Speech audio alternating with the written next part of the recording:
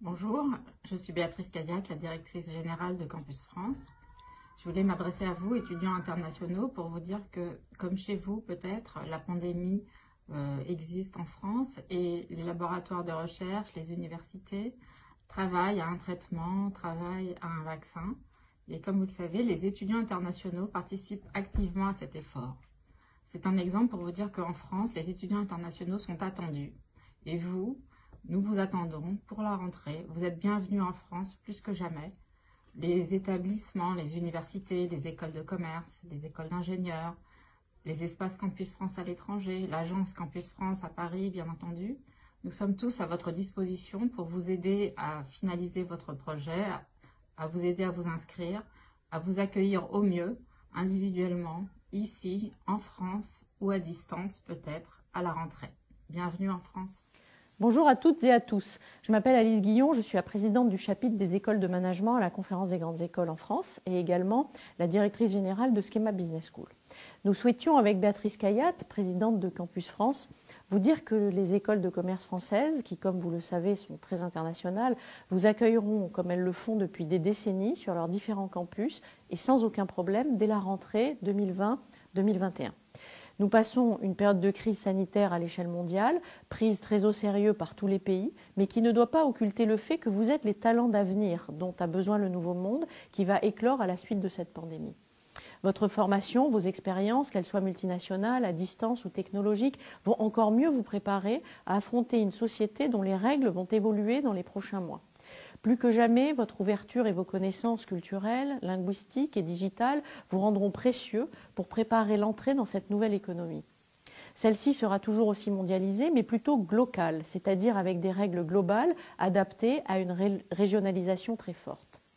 Les établissements français sont prêts à vous accueillir d'abord virtuellement, si besoin est, pendant quelques semaines avec des cours en ligne, dans des communautés d'étudiants à distance, avec un accompagnement personnalisé, avant de vous avoir physiquement sur nos campus dès que les frontières seront à nouveau ouvertes et surtout sans risque sanitaire pour vous.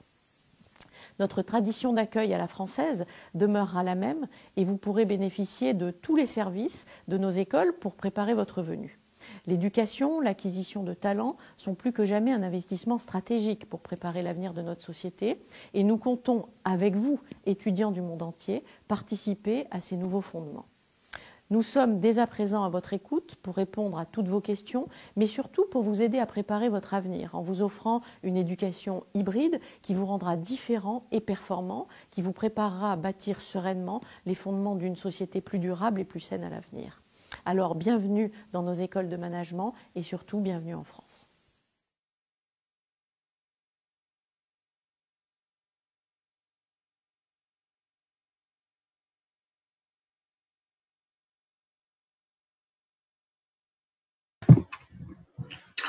Bonjour à tous. Alors, j'affiche tout le monde.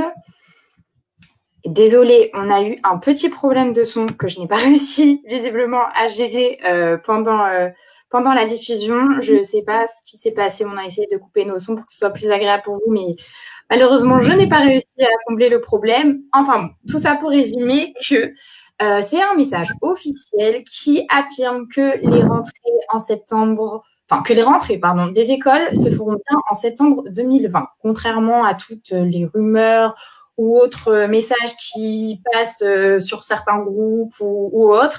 Non, là, c'est un message officiel, du coup, qui affirme que les rentrées, je le répète, seront bien en septembre 2020, en septembre ou en octobre. Enfin, après, voilà, tout dépend, bien évidemment, des écoles. Donc, voilà. Donc, je vous souhaite la bienvenue à tous sur ce live. Et surtout, bonjour à Aziz et Brandon. Merci à vous d'être là aujourd'hui. Donc, je les présente vaguement, mais ils vont le faire aussi bien que moi par la suite. Donc, Aziz, c'est un étudiant encore aujourd'hui en marketing et communication digitale, étudiant tunisien qui est venu en France déjà, du coup, il y a quelques années pour venir étudier. Et nous avons Brandon qui, lui, est un ancien étudiant, ingénieur diplômé de Mynex ParisTech et qui aujourd'hui est cofondateur de la start-up Find Me.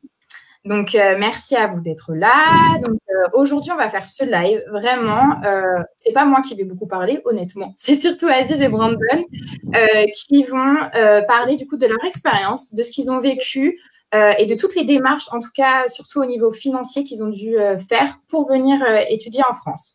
Alors, vous avez dû voir sur l'affiche, normalement, on avait Ariane qui devait être avec nous aujourd'hui. Malheureusement, elle a des petits problèmes de connexion, donc elle essaie de faire au mieux. Donc, si elle arrive à réparer tous les soucis de connexion, en ce moment, c'est un peu compliqué avec le Covid. Tout le monde est sur les mêmes connexions Internet, donc on se bat avec les connexions. Donc, si elle arrive à venir nous rejoindre, elle fera part aussi également de son expérience. Mais en attendant, on a Aziz et Brandon et ça sera déjà très bien. Donc, n'hésitez pas vraiment à poser toutes vos questions. Hein. Pareil, Aziz et Brandon, n'hésitez pas à réagir entre vous quand vous avez des choses à dire et des choses qui vous évoquent des propres choses que vous avez vécues. Hein, n'hésitez pas. On est là, ils sont là pour répondre vraiment à vos questions. Vraiment, ils ont vécu tout ça, donc c'est les meilleurs pour faire part de leur expérience et de leur témoignage. Donc, n'hésitez pas à poser toutes vos questions en live. On va essayer d'y répondre un maximum. Je vais commencer du coup par toi, Aziz. Je t'ai présenté très vaguement, mais du coup, je vais te laisser te présenter à ton tour. Et voilà, raconte-nous du coup, quand tu étais en Tunisie, quel était le déclic où tu t'es dit, bon, je vais aller étudier en France, et surtout, comment tu as fait pour la partie financière pour justifier tes ressources et obtenir ainsi ton visa. Enfin voilà, je te laisse la parole. Merci beaucoup, merci Jessica. Bonjour à tous. C'est un réel plaisir d'être avec vous aujourd'hui et de prendre la parole et de vous faire un petit retour de mon expérience. Alors, je me présente, je suis Aziz Laïti, je viens de la Tunisie, de Tunis. Je vous présente rapidement mon cursus. J'ai fait une licence en marketing à l'IHEC de Carthage, l'Institut des hautes études commerciales. J'ai décidé de poursuivre mes études en France, donc à ma 3e année de licence, j'ai commencé les procédures, donc je me suis inscrit sur la plateforme de Campus France. J'ai commencé à faire toutes les démarches. J'ai commencé par un test de français, le TCF. Après, j'ai enchaîné par toutes les démarches de Campus France. Je pense que vous les connaissez, c'est des classiques. Voilà. Le choix des formations. Alors, à l'époque, on avait 15 choix de formation sur la plateforme. Aujourd'hui, il y en a 7, je crois, si je ne me trompe pas. Donc, on avait plus de choix. Et du coup, voilà, j'ai choisi des écoles qui ne sont pas très, très sélectives et qui ne sont pas très, très basses au niveau du classement. Donc, j'étais un peu raisonnable. J'ai aussi privilégié les petites villes et les villes moyennes parce que je n'avais pas beaucoup de ressources financières et je ne voulais pas atterrir à Paris directement. Vous connaissez, les loyers sont très, très chers à Paris. La vie est très chère. Donc, j'ai privilégié les petites villes et les moyennes villes pour un début. Aujourd'hui, je suis à Paris. Je le vis très bien et en fait, c'était pas un choix c'était pas un choix dès le début. Donc, j'ai choisi Saint-Étienne. Donc, j'ai fait toutes les démarches pour avoir le visa après avoir été accepté à l'IAE de Saint-Étienne, l'Institut d'administration des entreprises. Donc, c'est là où vient le côté financier. Donc, il faut savoir que moi, j'avais un garant financier. Donc, je ne suis pas passé par la caution bancaire classique. Du coup, voilà, j'ai un ami de la famille qui habite ici à Paris qui m'a pris en charge financièrement. Du coup, j'ai donné tous ces papiers au consulat pour avoir le visa, à savoir sa pièce d'identité, sa déclaration d'impôts, de taxes, etc., etc. J'ai eu mon visa sans problème. Je suis venu en France en 2016. J'ai fait un master en management du commerce et de la distribution à l'IAE de Saint-Étienne en alternance. Alors, petite précision. Aujourd'hui, il est interdit de faire de l'alternance dès la première année. Mais il y a une petite faille, il y a une petite astuce à connaître. C'est qu'on peut faire de l'alternance en faisant un contrat de stage alterné. Du coup, mes parents m'ont envoyé de l'argent pendant les 4 premiers mois de ma scolarité, de ma première année de scolarité, de septembre à décembre. au mois de janvier, j'ai trouvé un stage à rythme d'alternance. Donc, j'étais à l'école 2 jours et en entreprise 3 jours. J'ai fait un stage alterné. Du coup, j'ai été payé et je suis devenu autonome financièrement. Ça, c'est un petit conseil à retenir. Le deuxième conseil, j'avais des amis qui faisaient des jobs étudiants, qui ne voulaient pas faire de l'alternance. Ils avaient des jobs étudiants à côté, McDo. En fait, il faut savoir que les enseignes, ils proposent des contrats qui sont adaptés et flexibles pour les étudiants. Donc ça, c'est bien, il faut pas avoir peur de travailler et de toute façon, les salariés, même étudiants, sont protégés en France et ils sont payés à un minimum légal. Voilà. Faut pas Oui, les étudiants français, voilà. la nationalité française, tout à fait. Exactement. Okay. Et pour revenir aussi sur la partie financière, moi, j'avais des ressources financières très limitées. Je viens d'une famille modeste en Tunisie. Du coup, j'ai 10 000 dinars autorisés par l'allocation touristique. J'ai converti 6 000 dinars. Je suis venu en France. Mes parents m'ont envoyé de l'argent pendant les 4 premiers mois. Sachez que vous avez aussi la possibilité d'avoir 4 000 dinars, de faire un compte bancaire, bien sûr, comme j'ai fait moi-même, pour renvoyer de l'argent de votre pays d'origine en France, jusqu'en France. Et vous avez droit au début à 4 000 dinars, si je me rappelle bien. Ça, c'est le cas de la Tunisie. Je ne sais pas si c'est le cas dans les autres pays. Donc, en Tunisie, vous avez le droit d'avoir 4 000 dinars d'un coup pour l'installation, plus 3 000 dinars par mois pour les frais d'un étudiant qui vit en France. D'accord. Voilà, mes parents m'ont envoyé de l'argent pendant les 4 premiers mois. Après, j'ai trouvé un stage et c'était ça en fait voilà, c'est ce que j'ai fait pour me débrouiller. Après, du coup, tu as réussi quand même à être à devenir assez vite autonome, du coup, vu qu'après, tu as trouvé ta petite astuce de trouver un stage, etc. Enfin, ça a aidé au final. Oui. Il faut savoir que j'ai débarqué dans une ville très petite. En fait, elle n'est pas très petite que ça, mais il n'y a pas, d'opportunités pour des stages, pour des alternances. Et j'ai trouvé quand même, donc il ne faut pas avoir peur. Si j'ai un conseil à donner aussi aux étudiants, c'est qu'il faut, si vous avez des ressources limitées financières, comme c'est le cas comme c'est mon cas en fait. Comme pas mal d'étudiants d'ailleurs, je pense.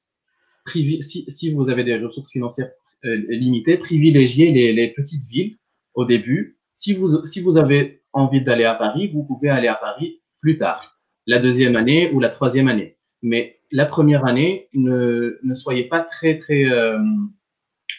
à cheval sur Paris parce que c'est très très cher. Les loyers ils sont exorbitants et je sais de quoi je parle parce que quand on convertit des dinars par exemple en euros, c'est une galère en fait. Donc, il faut privilégier les petites villes et les moyennes villes. Après, c'est très facile de changer de ville et de changer d'école. Moi, j'ai fait un master. Après, j'ai fait un MBA en marketing digital et j'ai trouvé facilement une alternance à Paris. J'ai trouvé facilement une école à Paris. Donc, il y a aucun problème.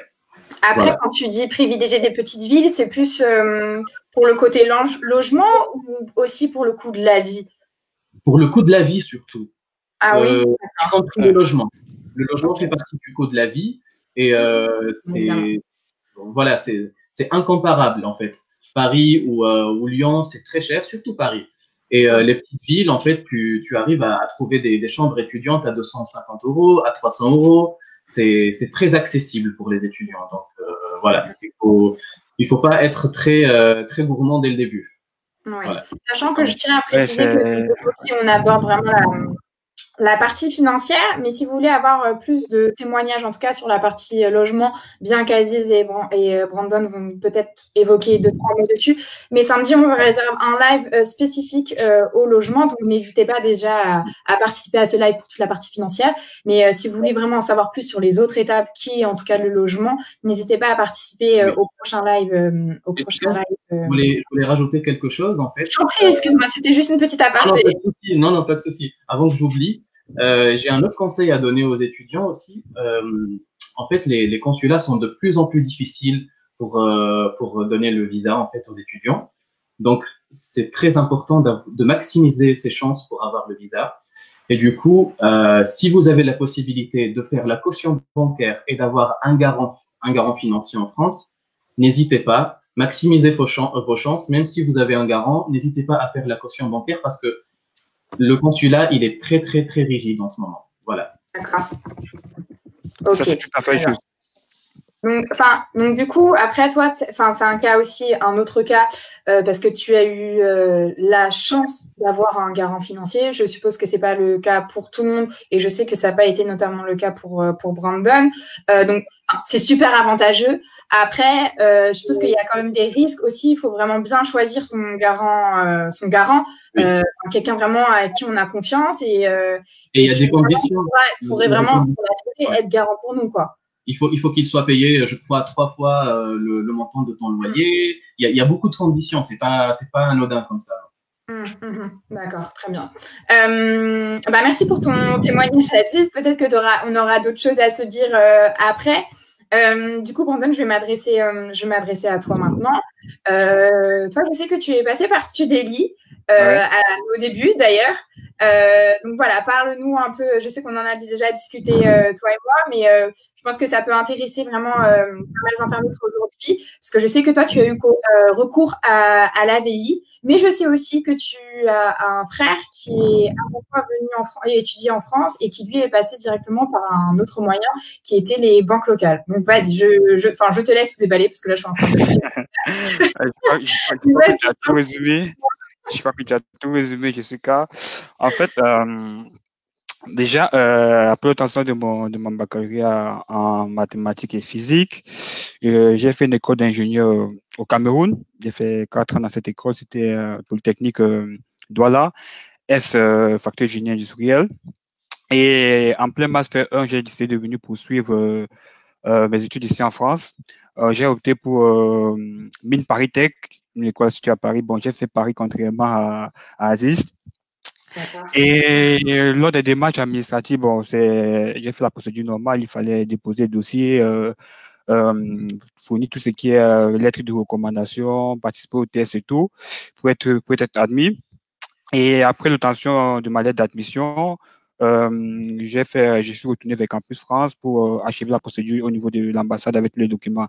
Cela il m'a fallu l'AVI parce que j'avais pas de garant, du coup, je suis passé par la caution bancaire. Et comment je rencontre Studeli, c'était au niveau de Campus France, Campus France dans la ville de Douala. Bon, il y avait des rumeurs par rapport à une entreprise, une start-up qui était spécialiste de la caution bancaire. Et le coût était juste à côté. Campus France, c'est vraiment une étape hors Studeli, dans le sens où il y a d'abord toutes les démarches Campus France pour l'obtention, on l'a déjà dit dans les précédents lives, mais je le répète là, pour la partie admission dans les grandes écoles, et qui est aussi une étape obligatoire parmi toutes les étapes pour obtenir le visa. Et Studeli, nous, on intervient après, du coup, pour l'AVI. Après, voilà, il y a des gens aujourd'hui qui ont connaissance par du bouche à oreille. Toi, Brice, t'es par Campus France, donc tant mieux, et on les remercie pour cette recommandation, parce que du coup, on a pu t'aider. Enfin, voilà, donc, excuse-moi, je t'ai coupé la parole, mais c'était juste pour faire une petite précision. Ah, ok. Pour continuer, je me suis rendu dans les locaux de Studeli. J'ai rencontré le directeur de l'époque. J'étais avec un ami à moi, il nous a expliqué les démarches, comment toute la procédure en fait, en cas de refus de visa, comment se fait le remboursement et tout. Et j'ai présenté cette option à mes parents parce que j'ai un grand frère qui est passé par le processus normal avec les banques et tout, comme tu l'as si bien dit, et il fallait étudier les deux options. Et il y avait vraiment une grosse différence au niveau des coûts, parce qu'au niveau des banques, c'était 2 fois moins cher qu'au niveau des banques. Généralement, les banques, c'est en France CFA, c'est dans les 800 000 francs CFA, et les coûts de studio étaient vraiment, vraiment moins chers par rapport aux banques. Et du coup, on a opté pour l'option Studeli, et je suis très content parce que le service a été très, très efficace, parce que je dois préciser que j'ai eu mon admission un peu en été, bon, début juillet, et l'école devait commencer en août. Et on sait que pour avoir un rendez-vous au niveau de l'ambassade, pour son interview, ça prend assez de temps. Et à ce moment, il y avait un peu de retard au niveau de l'ambassade. Du coup, il a été efficace parce que pour avoir mon AVI, ça a été fait en moins d'une semaine. J'ai pu réunir tous les documents et introduire mon dossier à l'ambassade.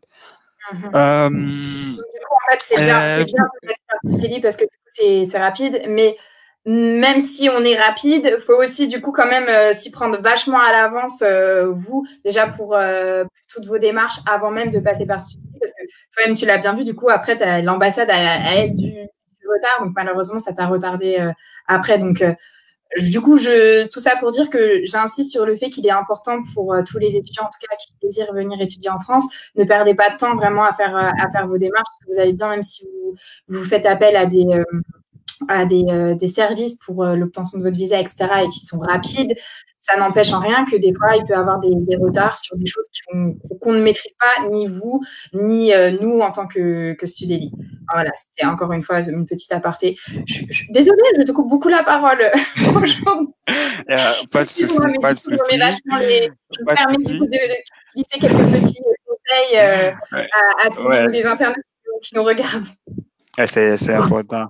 Et pour la petite anecdote, avant que je n'achève vraiment mes démarches avec Studiely, il y a eu un instant de doute. Et en fait, le matin que je devais faire le dépôt, parce qu'avant, il fallait faire un dépôt dans la banque partenaire Studiely. Et bon, il y a eu une info, je devais sortir de la maison avec mon père pour aller faire le dépôt d'argent, le dépôt de caution. Et ce matin, là, on a allumé la télévision, il y a une info sur une chaîne camerounaise qui parlait de la transformation numérique au niveau de la banque avec Studiely. Là, à un moment, il y a eu un instant de peur et comment ça se passe et tout. Là où j'ai apprécié vraiment le travail de Studiely, on a directement contacté le directeur de Studiely. Il nous a rassuré qu'il n'y avait pas de souci au niveau de Studiely, il n'y avait pas de souci au niveau de la banque. C'était un problème juste de digitalisation. En fait, c'est l'ère du numérique et tout. Il faut passer à la digitalisation.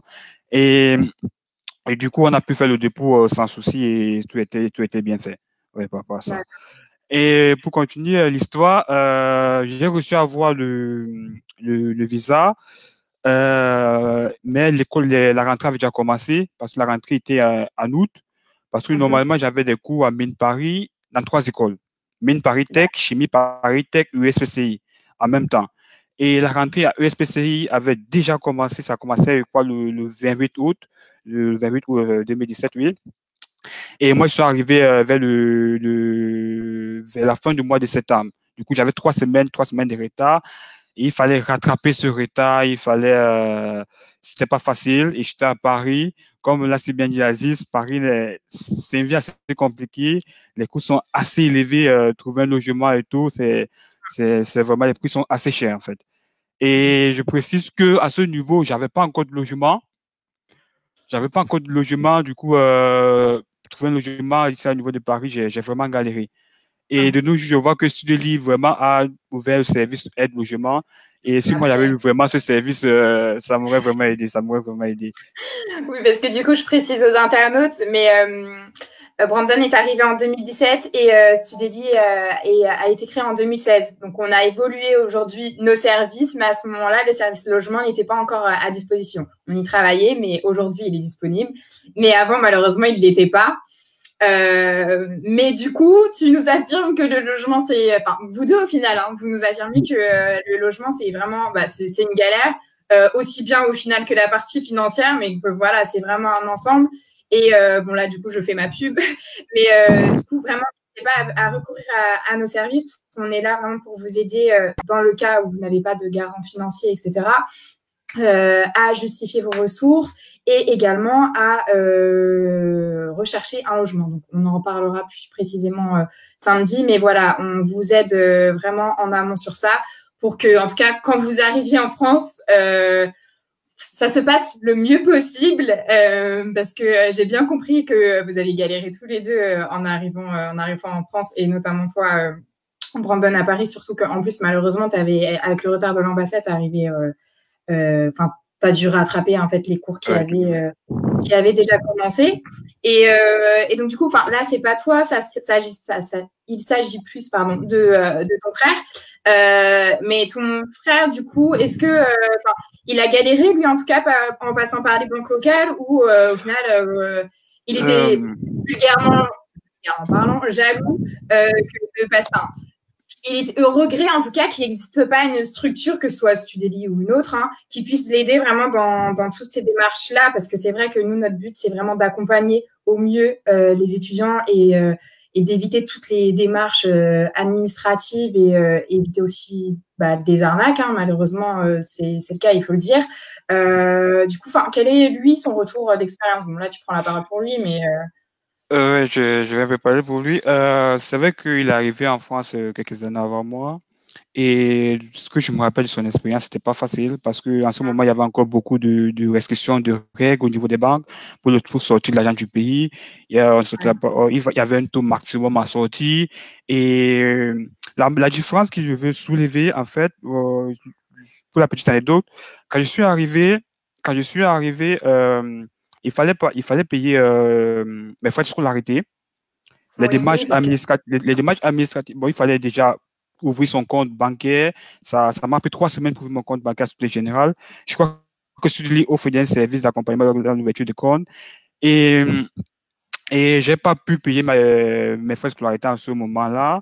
Parce que j'avais pas de compte, j'avais pas encore de compte bancaire et tout. En attendant qu'on ouvre le compte, donc ça m'a pris, ça a été un peu galère. Et bon, quand j'ai finalement trouvé le logement, il a fallu payer la caution et un mois de loyer. Paris, logement, c'est une chambre à Paris, c'est dans les 500 euros. Et là, c'est pas, j'ai vraiment apprécié la réactivité de Sudeli. J'ai fait un tout petit mail à Sudeli, leur expliquant ma situation, que j'ai besoin de 2 mois de versement de ma caution, et j'étais agréablement surpris. Là, ils ont compris la situation, ils m'ont fait 2 mois de versement. Bon, 615 fois 2, j'étais dans les 1230, j'ai pu payer mon logement et ma caution s'associe. Si mon frère, dans ce cas, avec la banque, n'aurait pas eu cette possibilité, parce que les banques ne sont pas si réactives que ça.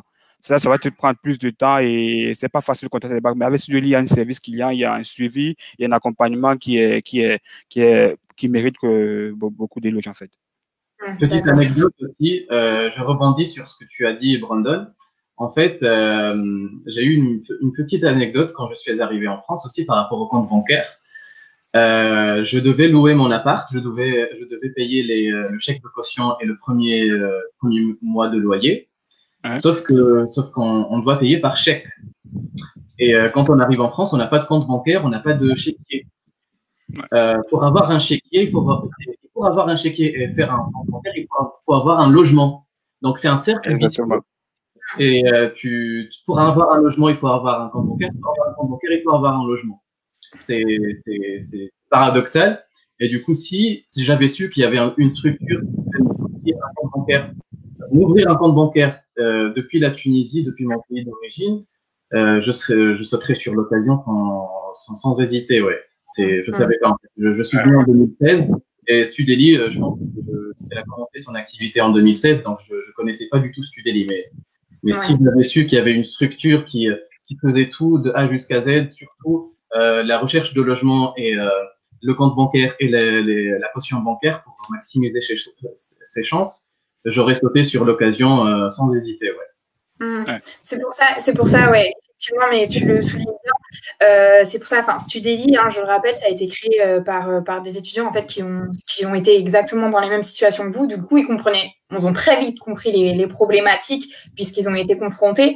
Donc vraiment, c'était apporter tous les services utiles, en tout cas pour que l'intégration et le séjour étudiant se passe le mieux possible en France et éviter justement tous ces petits problèmes où, comme tu dis, c'est un cercle vicieux. En fait, on s'en sort pas. Donc, c'est pas évident. Brandon, j'ai une question parce que je sais que Aziz, lui, a travaillé parce qu'il faisait ses études et il avait en parallèle son stage alterné. Est-ce que toi, tu as fait des études ou tu travaillais en même temps ou alors est-ce que tes études, ça te prenait longtemps que tu n'avais pas pu?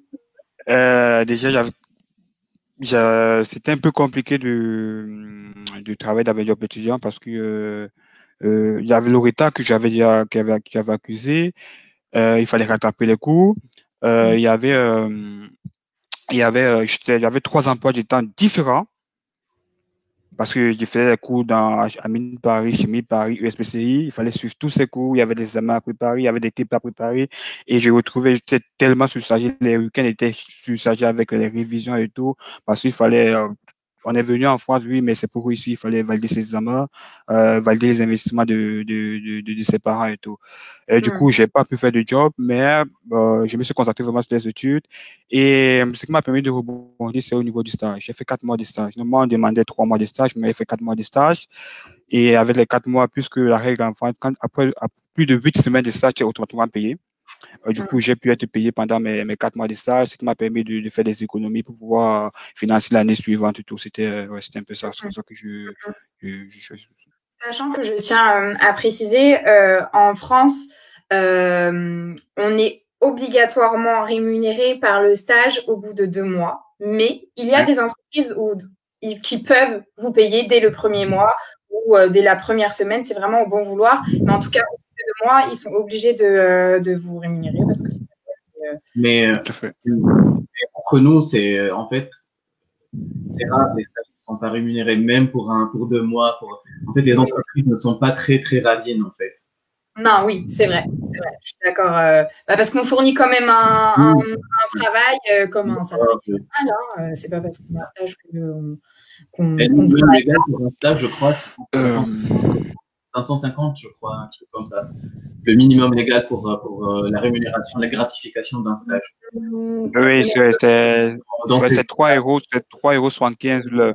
Oui, c'est 550 € à peu près par mois. Donc, ça aide beaucoup. Ça, c'est le minimum. Après, il y a des entreprises qui payent 800 €, 900 €. Des entreprises à Paris. Ça dépend des moyens de l'entreprise, etc. Merci les garçons pour vos témoignages. Alors, vous l'avez bien vu, Ariane, malheureusement, n'a pas réussi à résoudre ses problèmes de réseau. Mais d'ailleurs, je me suis rendu compte après que j'ai oublié d'introduire une autre personne qui est Yamilatou, qui est une ancienne étudiante et qui aujourd'hui s'occupe d'une association. Donc, elle va plus nous en parler aujourd'hui. Je vais la faire apparaître sur vos écrans. Les garçons, je vous laisse avec nous. Comme ça, ce que je vous propose, c'est qu'à la fin, on regarde un peu tous les commentaires qui ont été dits par les internautes. On essaiera de répondre aux commentaires auxquels on n'aura pas forcément parlé, etc. Donc voilà. Ne quittez pas, je fais venir Diaminatou. Hop. Bonjour Diaminatou. Alors, on ne t'entend pas parce que je crois que ton micro est coupé. C'est moi, j'avais demandé à tout le monde de couper les micros tout à l'heure pendant la vidéo et donc j'ai essayé de leur parler. Là, c'est bon normalement. Exactement. Bonjour. Bonjour à vous, bonjour Jessica, bonjour Brandon, bonjour Aziz. Parfait. Vous ne pouvez pas mieux faire. Merci encore du coup d'être avec nous. Je vais te laisser te présenter comme Brandon et Aziz l'ont fait. Et toi, je sais que tu as un profil particulier parce que du coup, tu tiens une association sénégalaise. Mais je te laisse nous en dire plus. Alors, bonjour aux internautes. Alors, moi, c'est Jamila. Donc, j'ai fait une licence en administration des affaires au Sénégal, à HEC Dakar. Après ça, j'ai travaillé pendant 6 ans à Nestlé dans une multinationale où j'étais Field Sales Manager. Et je continue en même temps en faisant un MBA en ingénierie d'affaires. Après ça, je suis venue en France pour des raisons un peu personnelles. Et là, j'ai fait un autre master en management et stratégie d'entreprise. D'accord. Donc, j'ai travaillé aussi en tant que responsable marketing ici et récemment en tant que manager dans une autre société. Donc, moi, j'ai financé mes études ici en France par fonds propres. Comme j'ai eu déjà à travailler, j'avais un peu de ressources financières, donc j'ai financé mes études par fonds propres. Ou quoi que ce soit d'autre. Oui. Alors, moi, je suis responsable communication et relations extérieures de l'Association des étudiants sénégalais en France. Donc, c'est une association qui vise à aider les étudiants sénégalais à s'intégrer, qui viennent d'arriver, ou les étudiants qui sont dans les démarches, à les aider, à les conseiller, comment on fait, comment réussir leur démarche, parce que on intervient sur toute la France, sur tout le territoire français. Donc, on est là pour leur aider à trouver certains papiers qu'ils peuvent pas avoir de là-bas. Donc, voilà, on est une association avec 6 commissions. Donc, avec la commission sociale, qui est particulièrement une commission qui s'occupe de tout ce qui est aide alimentaire ou logement.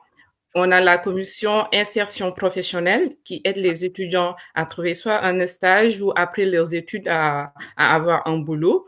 Et la commission communication, oui, gérée par moi, et relations extérieures. Donc, on intervient sur tout ce qui est communication, sur les réseaux sociaux, sur la page Instagram, qu'on a créée récemment d'ailleurs, et sur laquelle qu'on fait beaucoup de lives qui traitent des sujets de la vie estudiantine. Donc, ce soir, normalement, on a tu m'excuses là, Jessica, je vais faire un peu la pub. on a un live ce soir. La pub aussi de Sudelier. Merci. Donc, non, mais c'est bien, hein, parce qu'au contraire, au plus il y a de live, mieux c'est, je pense, en tout cas pour les étudiants qui souhaitent venir en France. Je pense qu'il y a beaucoup d'informations qu'ils ne savent pas, qu'ils ignorent peut-être, donc c'est bien que tout soit réuni. Il y a pas de problème, je t'en prie. Oui, merci. Donc, on a un live ce soir qui va parler de l'impact de la pandémie sur la vie des étudiants. Donc, c'est sur la page Instagram. Ce sera AESF en minuscule et underscore 2 fois. Donc, ce sera à 22h heure de Paris. Si vous voulez nous suivre, n'hésitez pas. Donc, la commission... Question, du coup, pour ta petite pub. Le live, il aura un sujet particulier ce soir? Oui, tous les jours, tous les mercredis, pardonnez-moi, on a un thème qu'on va développer. Récemment, on a parlé des démarches consulaires. On a aussi traité, alors, quel thème on a? De le statut social, comment on fait pour changer de statut. Ce soir, ce sera l'impact de la pandémie sur la vie des étudiants. C'est vrai qu'on est en plein dedans là. Bon, ils annoncent un déconfinement la semaine prochaine, en tout cas en France. On espère. On espère. Oui. Donc, à chaque fois, on a télétravail. Donc, c'est d'accord. Du coup, ce soir, c'est le thème de l'impact du Covid. D'accord. Nous, on l'a déjà énoncé dans nos précédents lives avec nos partenariats écoles. Surtout sur les dispositifs qui avaient été mis en place et également pour leur donner les informations les plus récentes. Et notamment, là, l'info la plus récente, c'est que les rentrées sont bien maintenues en septembre. Enfin bon, bref, c'était juste à savoir au cas où si les internautes qui nous regardent souhaitaient suivre ton live de ce soir. Tous les lives, nous avons un invité. Ce soir, ce sera un sociologue, donc je pense que ça sera intéressant parce qu'il va faire des analyses, il va nous parler de tout ça. D'accord. Alors, bon, j'ai fini la pub, je me remets sur... Alors, après la commission communication, nous avons la commission éducation qui va conseiller et orienter les étudiants. Nous avons la commission juridique et administrative qui s'occupe de tout ce qui est papier administratif pour les étudiants, mais aussi de l'aspect juridique de l'association. D'accord, ok. Et tout ça piloté par le bureau qui est composé du président, trésorier et du secrétaire général, suppléé par des vice-présidents. D'accord. Et toi, aujourd'hui, en tout cas, de ta mission, quelles sont les problématiques étudiantes que tu rencontres le plus? Est-ce que, là, je vais parler forcément plus financier que logement, parce que le logement, j'en parlerai avec d'autres personnes dans le prochain live samedi. Mais donc, du coup, quelles sont les problématiques, notamment financières, que vous pouvez rencontrer des étudiants sénégalais? Donc là, je précise, forcément, c'est les étudiants sénégalais, mais ça peut concerner tout autre étudiant. C'est ça. Alors, pour ceux qui ne sont pas encore là, ceux qui visent à venir, qui sont dans les démarches consulaires, c'est surtout la prise en charge financière, déjà pour le dépôt de visa.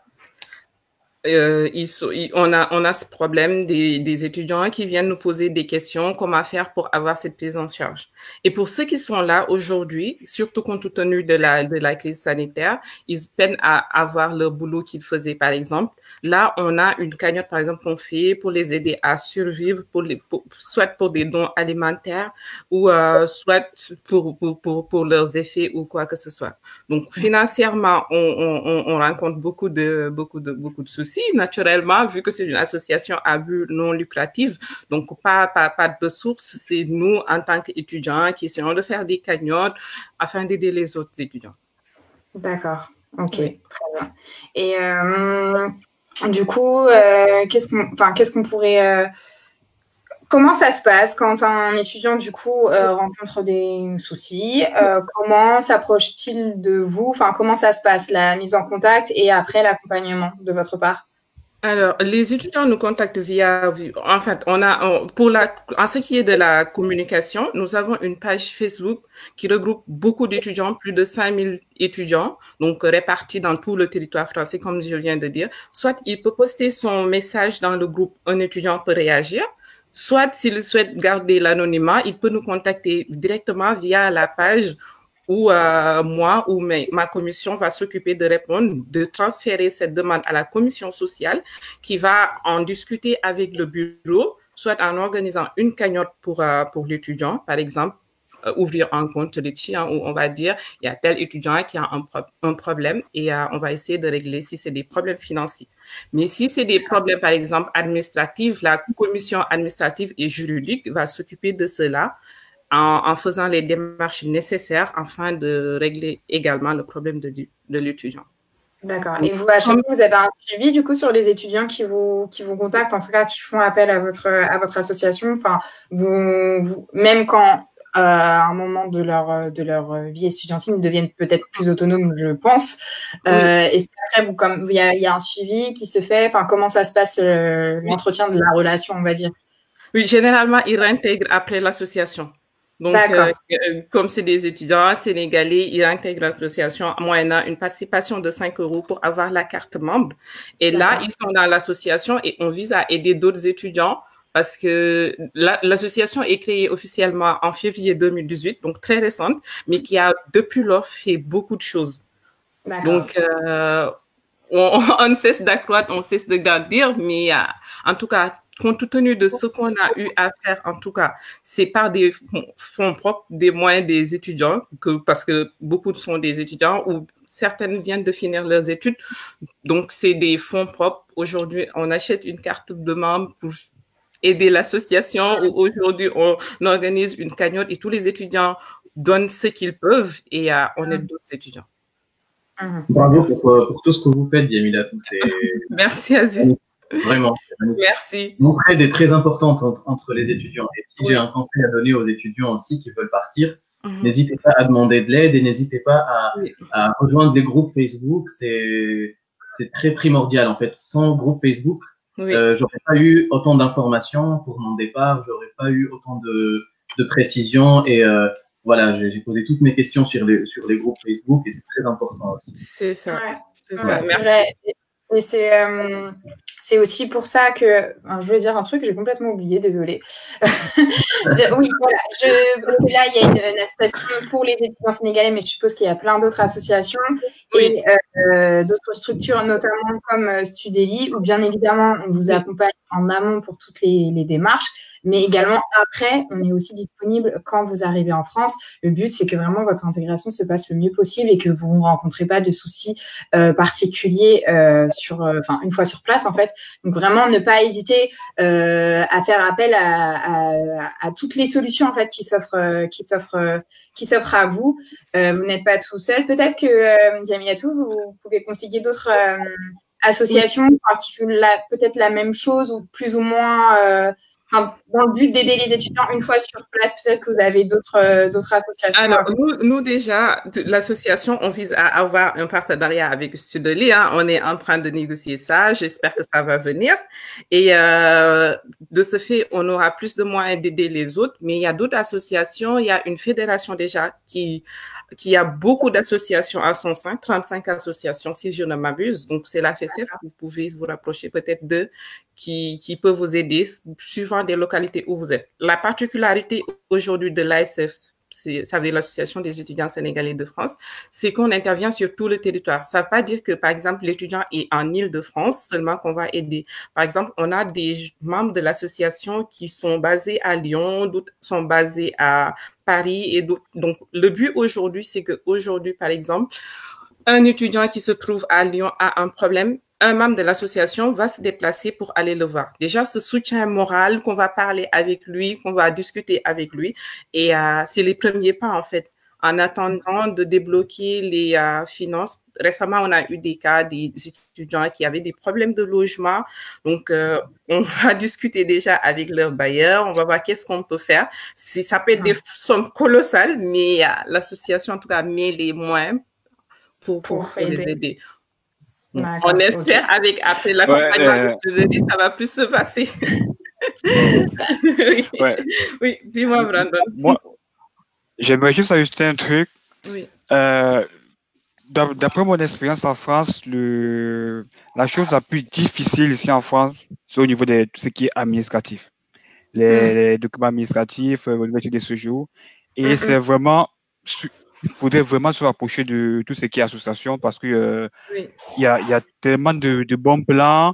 Et par exemple, moi, c'est en m'approchant de certains groupes que j'ai connus, tout ce qu'on appelle CEMUC, c'est une complémentaire santé, ça je ne connaissais pas, là ça me met à 100%. Il y a tellement de bons plans, tellement d'informations qui circulent dans les groupes. C'est vraiment important au niveau de l'information. Et aussi, on vit une situation actuelle, le Covid-19, ça fait depuis 2 mois que nous sommes en confinement. Et j'imagine vraiment l'aide que ces associations peuvent apporter à ces étudiants-là, par exemple, certains faisaient des jobs étudiants, ils sont plus, ça ne marche plus, ça fonctionne plus comme avant et tout. Bon, c'est vraiment très important de se rapprocher des associations et des groupes, en fait. Ouais, et je tiens à dire que c'est dommage que Ariane, je vais parler en son nom, mais c'est dommage qu'elle n'ait pas pu arriver à se connecter avec les problèmes de connexion. Mais je sais qu'elle comptait aussi parler justement de conseiller en tout cas tous les étudiants ou à les préparer psychologiquement, que c'est vrai qu'il y a beaucoup de démarches administratives en France. Notamment pour la CAF, c'est des aides, etc., que vous pouvez acquérir en France, où c'est vrai qu'il y a beaucoup de choses auxquelles on n'est pas préparé. Mais ça, je tiens à préciser que c'est autant pour des étudiants étrangers que pour des étudiants français. Enfin, moi, personnellement, en sortant du lycée, juste après, quand on commence à devenir plus autonome, parce qu'il n'y a pas toujours papa et maman derrière nous, pareil, du coup, pour des étudiants étrangers qui viennent en France, on a énormément de choses administratives à faire. Il y a un suivi réellement à faire. Il faut vraiment faire gaffe. Et c'est vrai que c'est pas évident parce qu'on n'est pas au courant de tout. Donc, il faut essayer de se renseigner au mieux. Aujourd'hui, je réagis sur ce que tu as dit, pardon, Brandon. Aujourd'hui, Studeli, on développe aussi un nouveau service, en tout cas pour la complémentaire santé. Et justement, c'est avec vos retours où nous aussi on évolue et qu'on essaie de proposer un maximum de services, de nouvelles solutions pour que tout se passe au mieux. Et c'est vrai que quand on arrive en France, il y a déjà tellement de soucis que c'est vrai que après pour tout ce qui est administratif, on se dit pas forcément que il y a ça à faire. Et c'est difficile d'être bien accompagné et d'avoir les bonnes infos, quoi. Alors moi j'ai eu de la chance, mais même des fois avec ça, c'est pas toujours évident. Donc c'est vrai, ne pas hésiter à se rapprocher des structures qui existent. Pour vous renseigner au mieux. Ce que je propose, c'est qu'on réponde à certaines questions qu'on a eues en commentaire. Alors, je vais les sélectionner. Je vous avoue, j'ai pas du tout regardé pendant le live parce que j'étais à fond sur ce que vous disiez. Oui. Alors, du coup, qu'est-ce qui est plus fiable, une prise en charge ou un compte bloqué? Alors là, du coup, ça met un peu les deux expériences de Aziz et Brandon. De votre expérience, qu'est-ce que vous direz? Je vais pas répondre à votre question. C'est vrai que j'ai fait la prise en charge financière, mais il me semble que la caution bancaire, c'est un document qui est reconnu par les consulats de France dans les pays étrangers. Et je suppose et je crois que la caution bancaire est plus fiable que la prise en charge financière. Parce que, comme je l'ai dit tout à l'heure, la prise en charge financière est soumise à beaucoup de conditions, notamment les ressources financières du garant, où est-ce qu'il habite. S'il habite à Paris, il a beaucoup de charges. Est-ce qu'il a en fait, le consulat fait une petite enquête sur la personne qui vous prend en charge. S'il a un crédit logement, s'il a beaucoup de charges, il peut ne pas donner le visa aux étudiants. Du coup, ce qui est plus fiable, c'est la caution bancaire. Après, si vous avez la possibilité d'avoir la caution bancaire et le garant financier, c'est la cerise sur le gâteau. Mais la caution bancaire est plus pertinente et plus fiable, en fait. Ouais. Oui, tout à fait. Je rejoins Aziz. Oui, parce que j'ai une amie qui, lors de ses démarches, elle a procédé par prise en charge et ça n'a pas marché en fait. Ça n'a pas marché parce que au niveau de l'ambassade, ils sont très minutieux dessus. Parce qu'il ne fallait pas que, arrivé en France, tu te trouves dans des conditions, tu vois, tu veux peut-être venir à Paris, la vie est coûteuse et tout, et tu ne réunis pas les conditions. Et moi, je rassure je rassure de par mon expérience que la caution bancaire est très fiable et aussi, non seulement à l'ambassade, mais aussi quand tu es sur le territoire français, ça te permet par exemple de prouver que tu as de l'argent en fait. Parce que moi, il y a eu des documents, il y a des situations où il me fallait attester que j'avais de l'argent dans un compte et tout. Et avec mon avis de studieli, je présentais par exemple, comme je vivais à la cité universitaire, je l'ai présenté par exemple au responsable de la cité et ça passait. J'avais pas de soucis par rapport en fait. C'était assez peu, le document était valable.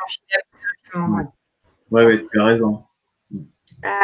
Alors, j'ai une autre question. Vous accompagnez également les étudiants pour l'ouverture d'un compte bancaire en France, comme a dit Brandon, une fois en France ou à partir du pays d'origine. Alors, oui, malheureusement, quand Brandon avait passé par Studeli, on était tout nouveau, donc on ne faisait que l'AVI, mais très vite, on a fait d'autres services. Et aujourd'hui, à ce jour, oui, il est possible d'ouvrir un compte bancaire et depuis votre pays d'origine directement, pas forcément quand vous arrivez en France, votre compte est déjà ouvert et à votre nom.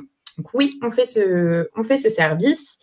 Une autre question, faut-il déposer d'autres documents pour le visa en plus d'une AVI? Alors vous, je sais que vous avez, vous le savez, je vais arriver à poser ma question. Vous savez plus que moi, du coup. Oui, je sais qu'il en faut plus. Après, je ne les ai pas tous en tête. Peut-être que vous, oui. En ce qui concerne les documents à déposer au niveau de l'ambassade, déjà, il y a Campus France qui transfère ton dossier, le dossier du Campus France directement au niveau du consul de l'ambassade. Mais également, tu dois apporter tout ce qui est les originaux, des photocopies, des diplômes et tout. Tu dois encore les apporter. L'AVI, un certificat d'hébergement, surtout, certificat d'hébergement. Ouais, c'est pas bon. Parfois, on demande des réservations de billets d'avion. Je crois que c'est quasiment imposé. Oui, de toute façon, il ne sait pas qui a ça le document officiel est sur le site du consulat ou voilà, de la société qui s'occupe des visas. Donc, n'hésitez pas à aller voir directement, c'est plus fiable en fait. Parce que moi, je me rappelle pas de tous les documents. Ouais, il y a tellement de documents, ouais. Je pense. Ok, très bien. Et parfois, ta journée et tout, ouais. Ok, très bien. Je crois qu'on a répondu à un maximum de questions. Dans tous les cas, nous, Studeli, et je pense que même s'ils ont des questions directement ciblées, que ce soit pour toi, Brandon, Aziz ou Diamilatou, n'hésitez pas vraiment à nous les poser encore sous le live. Hein. Il reste disponible sur Facebook. Donc, n'hésitez pas à poser vos questions si vous voyez le live même après. Il n'y a pas de problème.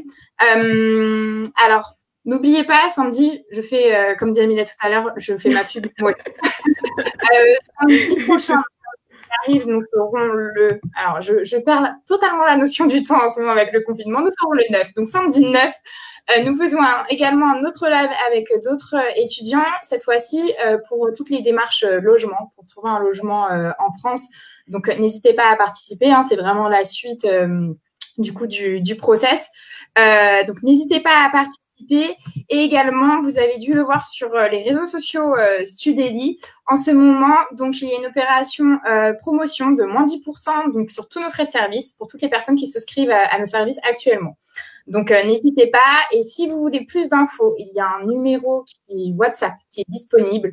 Je vous le dis, mais dans tous les cas, je crois qu'il est écrit également en commentaire par toute l'équipe Studeli qui nous suit. Donc, c'est au 07 54 54 54 29. Donc, pour toutes les personnes qui souhaitent avoir des informations sur les démarches consulaires pendant cette période, n'hésitez pas. On vous répondra vraiment au plus vite. Hein. C'est pas parce qu'on est en période de crise qu'on est plus actif. Au contraire, on est même beaucoup plus, je dirais.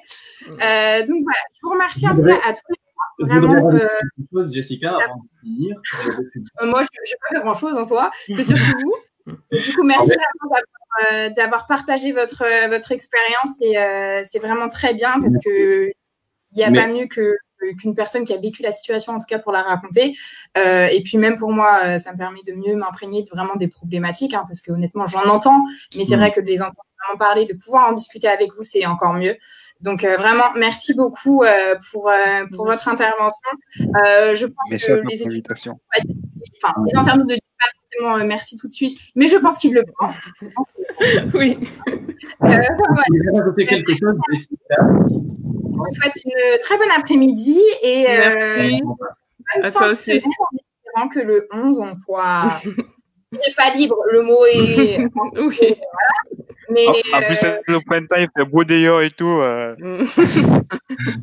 Est-ce que vous m'entendez ou pas? Oui. Est-ce que vous m'entendez? Oui. Ah, d'accord. En fait, je voulais rajouter quelque chose pour les étudiants. Je voulais leur dire que n'ayez pas peur à cause du coronavirus. En fait, la vie ne doit pas s'arrêter. Et c'est vrai que c'est une situation très particulière et ça fait peur de partir en cette période, mais n'hésitez pas à faire les démarches et n'abandonnez pas vos rêves parce que la vie ne s'arrête pas en fait.